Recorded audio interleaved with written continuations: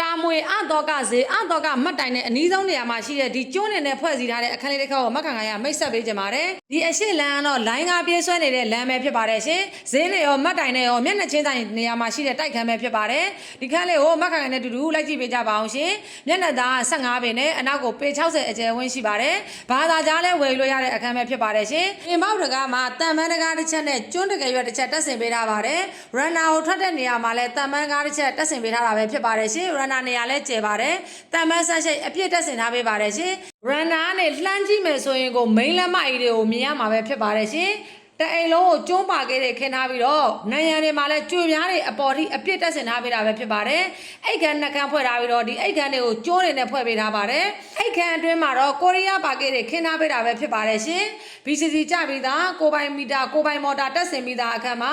ခေါ်ထားတဲ့ဈေးကတော့1650ကိုမှပိုင်ရှင်နဲ့တိုက်ရိုက်ညှိနှိုင်းဆွေးနွေးလို့ရအောင်မှာဖြစ်ပါတယ်ရှင်တာမွေမြို့နယ်ထဲမှာရှိတဲ့ဈေးနီကျောင်းနီကားမတ်တိုင်နဲ့နေပြီးတော့အချက်အချာကြတဲ့နေရာမှာရှိတဲ့အခန်းပဲဖြစ်ပါတယ်မိဖို့ကန်းကိုလည်းဒီလိုတကယ်ရွက်တစ်ချက်တက်ထားပေးမယ်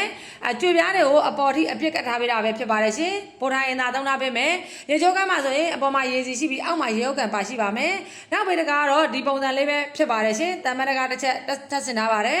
ဒီခါလေးကိုစိတ်ဝင်စားလို့ကြည့်ကျင်နေဆိုရင်တော့အလင်းပွင့်အိမ်ချမ်းမြေကျိုးတော်မက်ခါကိုဆက်သွယ်ပြီးတော့မြေပြင်မှာလာရောက်ကြည့်ရှုဖို့အတွက်ကိုဖိတ်ခေါ်ကြပါတယ်ကျေးဇူးတင်ပါတယ်ရှင်